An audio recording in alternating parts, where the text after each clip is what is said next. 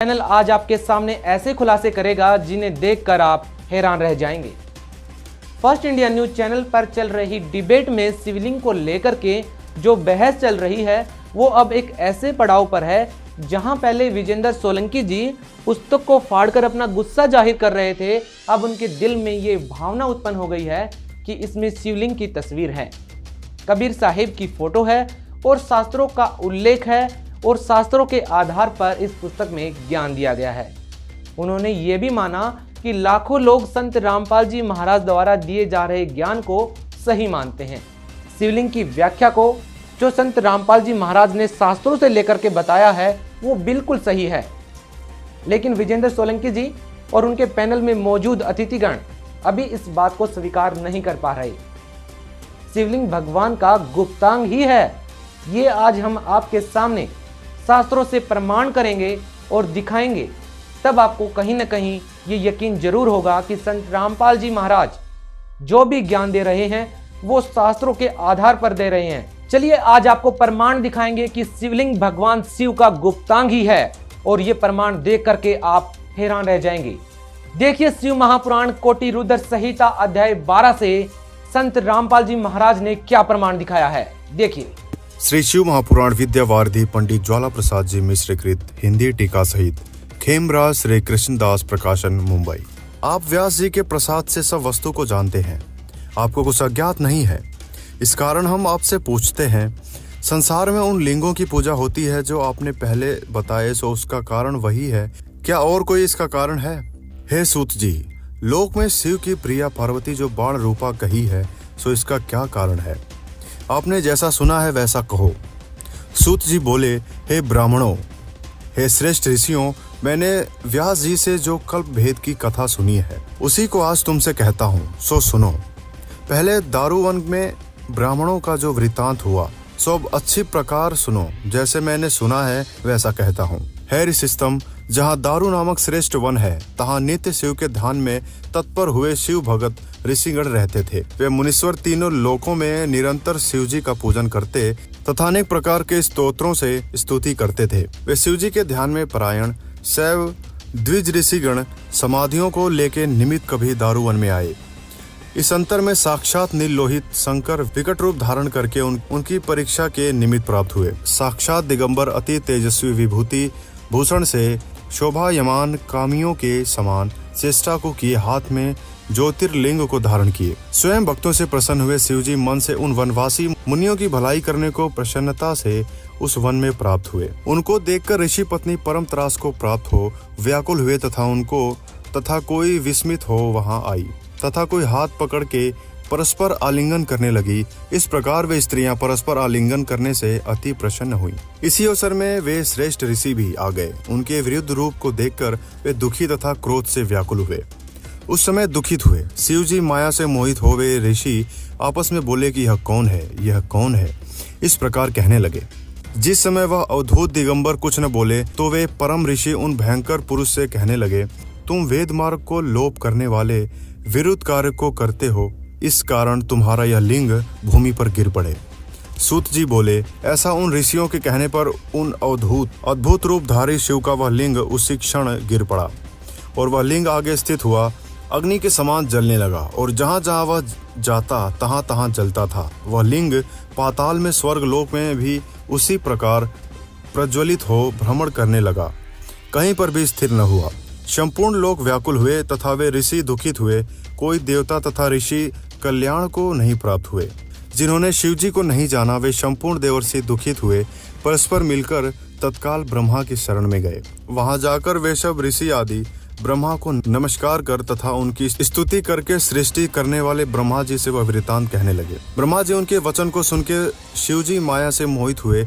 ऋषि श्रेष्ठों को जानकर शिवजी को प्रणाम कर उनसे बोले। ब्रह्मा जी बोले, हे ब्राह्मणों, जानने वाले भी आप लोग ऐसे निंदित काम को करते हैं।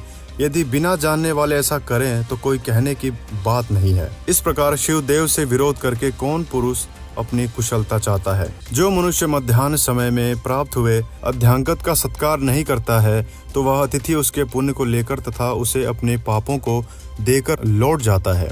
यदि साक्षात शिव जी आवे तो फिर क्या है। मैं तुमसे यह सत्य कहता हूँ कि जब तक तीनों लोकों में यह शुभ लिंग कहीं स्थिर नहीं होता है, तब तक आप ऐसे उपाय करें कि जिससे इस लोक में स्वास्थ्य हो। हे ऋषियों, शिव के ज्योतिर्लिंग को मन से ध्यान से करो। सुत जी बोले, इस प्रकार कहे हुए ये ऋषि ब्रह्मा जी से बोले, हे ब्राह्मण, अब हमको क्या करना उचित है, सो आप आज्ञा करो। उन मुनीश्वरों के ऐसा कहने पर वह सब लोकों के पितामह ब्रह्मा जी उस समय उन ऋषियों से स्वयं बोले। ब्रह्मा जी बोले, हे देवताओं, देवी पार्वती की आराधना करके पश्चात शिव जी की प्रार्थना करो।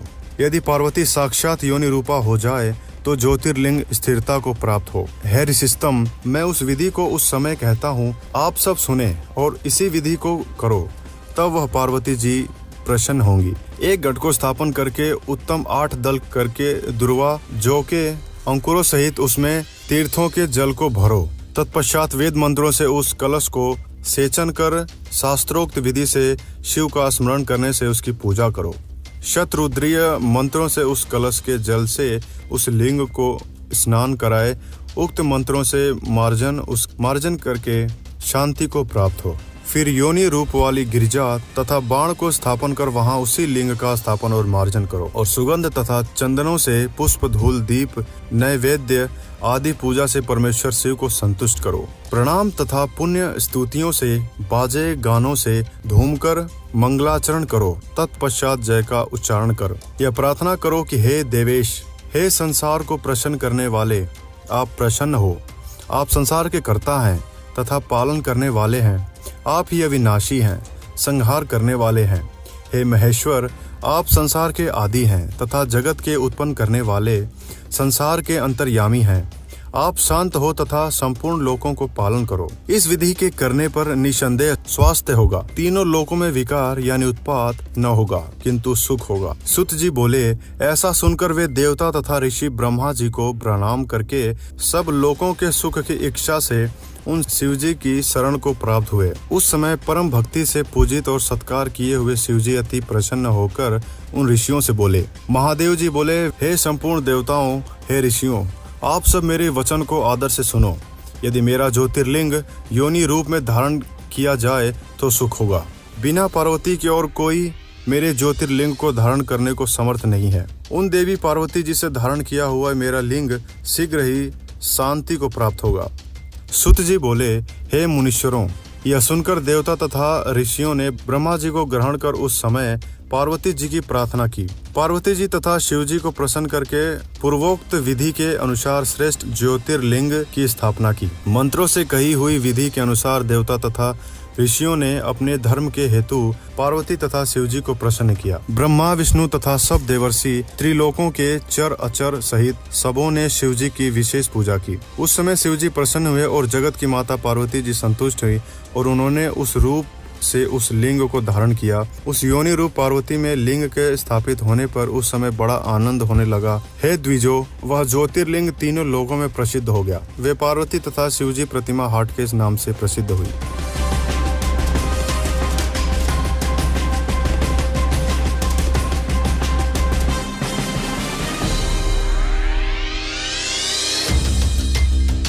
ये वही देवी भागवत गीता प्रेस गोरखपुर से प्रकाशित। संपादक हनुमान प्रसाद पोदार, चिमनलाल गोस्वामी। और देखना इस पे 123 पृष्ठ पे, तीसरा स्कंद 123 पृष्ठ पे विष्णु जी अपनी माता दुर्गा की महिमा गा रहे हैं और अपनी सतीथि बता रहे हैं। तुम शुद्ध स्वरूपा हो, यह सारा संसार तुम्ही से उद्भासित हो रहा है। मैं ब्रह्मा, विष्णु, मैं माने विष्णु, ब्रह्मा और शंकर, हम सभी तुम्हारी कृपा से विद्यमान हैं। हमारा आविर्भाव मन जन्म, तिरोभाव मन मृत्यु हुआ करता है। केवल तुम ही नित्य हो, जगत जननी हो, प्रकृति और सनातनी देवी हो। ये प्रकृति शब्द भी याद रखना, आपका गीता जी में काम आएगा। जो 14वें अध्याय में दास आपको बताएगा कि प्रकृति से उत्पन्न तीनों गुण, रजगुण, ब्रह्मा, सत्गुण, विष्णु, तम गुण, शिव जी, ये जीव को कर्मानुसार फंसाए रखते हैं। प्रकृति माने दुर्गा। 14वें अध्याय के 3, 4, 5 श्लोक में लिखा है कि प्रकृति मेरी पत्नी है, मैं पति हूँ इसका, इसके पेट में जीव स्थापित करता हूँ जिससे सब जीवों की उत्पत्ति होती है। विष्णु जी कह रहे हैं कि मैं ब्रह्मा और शंकर हम सभी तुम्हारी कृपा से विद्यमान है। हमारा आविर्भाव मन जन्म, तिरोभाव मन मृत्यु हुआ करता है।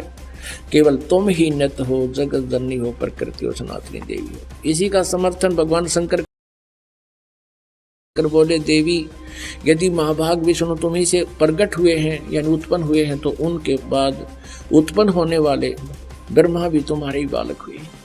फिर मैं तुमको लीला करने वाला शंकर क्या तुम्हारी संतान नहीं हुआ? इति सिद्धम के ब्रह्मा विष्णु महेश नासवान है, दुर्गा इनकी माता है। मुझे भी उत्पन्न करने वाली तुम ही हो शिवे। संपूर्ण संसार की सृष्टि करने में तुम बड़ी चतुर हो। इस संसार की सृष्टि, स्थिति और संहार में तुम्हारे गुण सदा समर्थ हैं। उन्हीं तीनों गुणों से उत्पन्न हम ब्रह्मा विष्णु एवं शंकर नियमा अनुसार कार्य में तत्पर रहते हैं। इससे सिद्ध हो गया रजगुण ब्रह्मा, सतगुण विष्णु, तमगुण शिव जी। और ये केवल नियमित काम कर सकते हैं, जैसा वर्क डन, इसमें कोई परिवर्तन ये नहीं कर सकते। इस पवित्र पुराण के इन चंद पंक्तियों ने ये स्पष्ट कर दिया, 4 कंसेप्ट क्लियर कर दिए। एक तो ये है कि ब्रह्मा विष्णु महेश नासवान, इनकी जन्म मृत्यु होती है। दूसरा ये हो गया कि दुर्गा इनकी माता है। तीसरा ये हो गया कि रजगुण ब्रह्मा, सतगुण विष्णु, तमगुण शिव जी। और चौथा ये हो गया कि ये केवल जैसा जिसने कर्म किया है उतना ही आपको दे सकते हैं, उसमें कोई परिवर्तन नहीं कर सकते। ये पाप नाश नहीं कर सकते, प्रारब्ध में परिवर्तन नहीं कर सकते। तो विजेंद्र सोलंकी जी और शैलेंद्र शास्त्री जी, देखा आपने, हमारे शास्त्र तो साफ साफ बयान कर रहे हैं कि शिवलिंग भगवान का गुप्तांग है। अब आपकी अज्ञानता पर बड़ी हैरानी हो रही है। लंबे लंबे तिलक लगाए, भगवा वस्त्र पहने आप बैठे हैं, संस्कृत में प्रवचन करने लगते हैं और अपने धर्म का आपको क्या तक नहीं पता।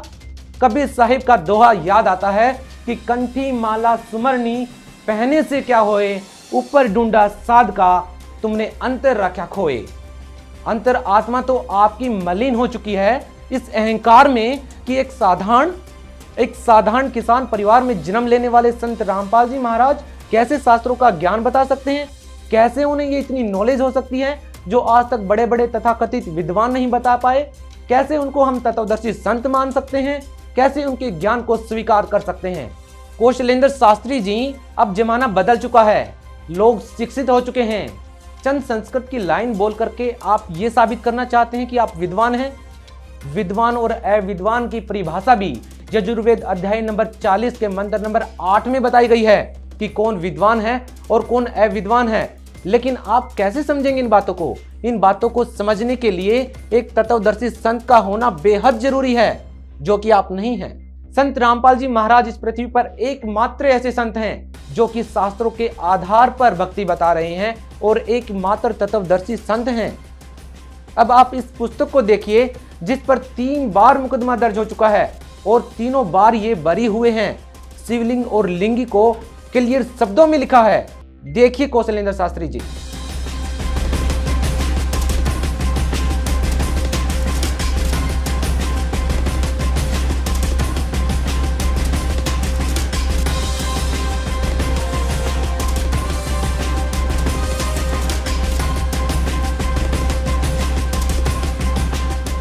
दर्शकों, आपके सामने कौशलेंद्र शास्त्री जी के एक और झूठ को एक्सपोज करते हैं। कौशलेंद्र शास्त्री जी ने डिबेट के दौरान कहा था कि चलिए मान लेते हैं कि शिवलिंग भगवान का गुप्तांग है, लेकिन ऐसा कोई आकार नहीं है कि जिसे ये कहा जाए कि शिवलिंग जो है वो भगवान शिव का गुप्तांग है। पहले आपको कौशलेंद्र शास्त्री जी की ये वीडियो दिखाते हैं जिससे आपको सब कुछ क्लियर हो जाएगा। देखिए ये वीडियो। और यदि 1 मिनट के लिए उनकी बात को हम मान लेते हैं, वो कह रहे हैं कि साहब ये तो पुरुष जननेंद्रिय है। अरे पुरुष जननेंद्रिय है तो उसमें जननेंद्रिय की कोई आकृति नहीं है।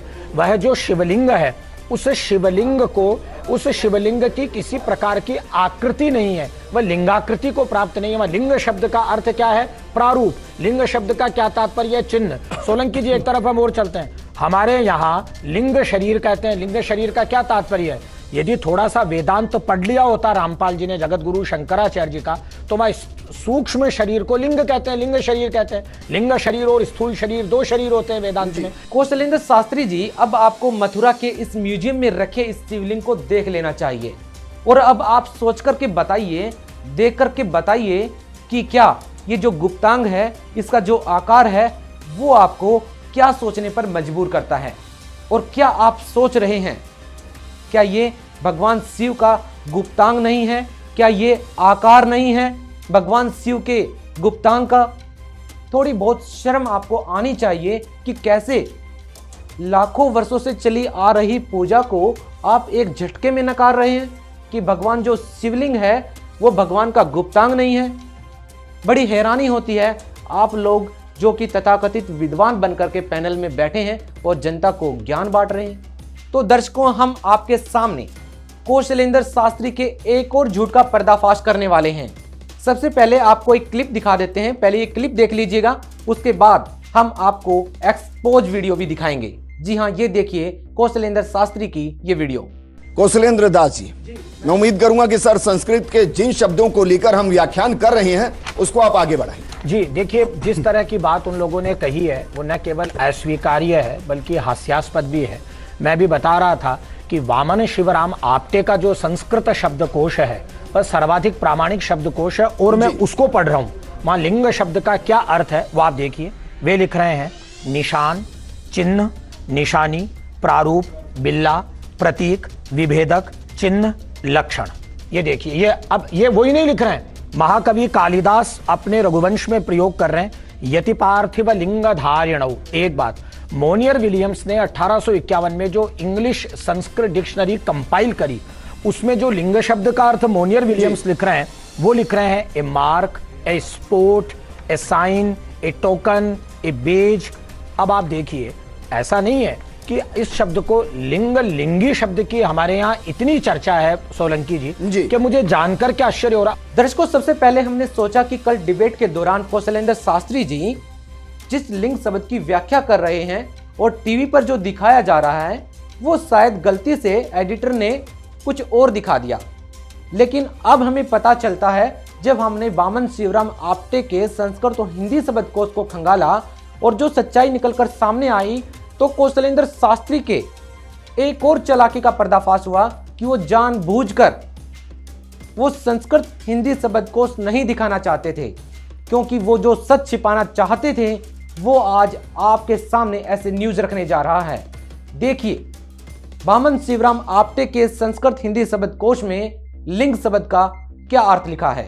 दोस्तों, ये है वामन शिवराम आप्टे के द्वारा लिखित संस्कृत हिंदी शब्दकोश, जिसमें यहाँ आप जो देख रहे हैं वो लिंग शब्द लिखा हुआ है और इसका अर्थ क्या होता है ये देख लीजिए। इसका अर्थ होता है चिन्ह, प्रतीक, वेश, मिथ्या चिन्ह, लक्षण, रोग के चिन्ह, प्रमाण, प्रमाण के साधन, लक्षण, कारण, निमित्त, लिंग चिन्ह। और ये जो आप देख रहे हैं ये है योनि, पुरुष की जनेंद्रिय, शिशन और स्त्री या पुरुष का बोध कराने वाला चिन्ह। ये देखिए आप, ये है लिंग शब्द का अर्थ, जो कि कौशलेंद्र शास्त्री जी बार बार कह रहे थे कि लिंग शब्द का अर्थ पुरुष की जनेंद्रिय नहीं होता, और यहाँ पर ये साफ साफ लिखा है जिसका वास्तविक अर्थ पुरुष की जनेंद्रिय से है, यानी कि स्त्री या पुरुष का बोध कराने वाला चिन्ह, पुरुष की जनेंद्रिय, शिशन। तो दर्शकों, देखा आपने, कौशलेंद्र शास्त्री जी लिंग शब्द के केवल वही अर्थ आपको बता रहे हैं जो वो बताना चाहते हैं। उसके नीचे क्या लिखा है वो आप सभी से छिपा दिया। यहाँ पर साफ साफ लिखा हुआ है कि लिंग शब्द का अर्थ योनि होता है, पुरुष की जनेंद्रिय होता है और पुरुष और स्त्री का बोध करवाने वाला चिन्ह होता है। तो यहाँ पर संत रामपाल जी महाराज का जो ज्ञान है वो बिल्कुल यथार्थ है, और ये सच्चाई निकल करके सामने आती है कि जो शिवलिंग जो है वो भगवान शिव का गुप्तांग है।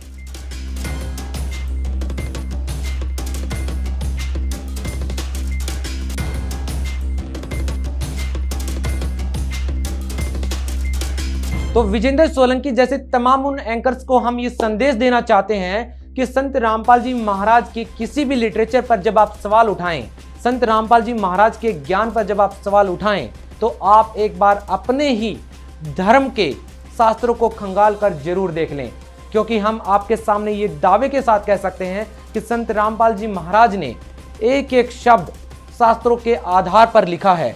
जी हाँ, संत रामपाल जी महाराज ही सनातन हिंदू धर्म के असली रक्षक हैं और असली ज्ञाता हैं। संत रामपाल जी महाराज ही हर उस शास्त्रों का गहन अध्ययन करके हमें वो गूढ़ रहस्य बताते हैं जो आज तक किसी भी तथाकथित संत ने हमें नहीं बताए। चाहे वो बाइबल है, चाहे वो कुरान शरीफ है, चाहे हमारे पवित्र चारों वेद हैं, चाहे गीता जी हैं, हर एक शास्त्र को संत रामपाल जी महाराज ने गहनता के साथ अध्ययन किया है और तब जाकर के हमारे सामने जो पुस्तकें आती हैं वो उन शास्त्रों का सार हैं, निचोड़ हैं, ताकि संक्षिप्त में आपको अपने धर्म की जो जानकारी है वो मिल सके, आपको यथार्थ वो मंत्र मिल सके जिन मंत्रों के करने से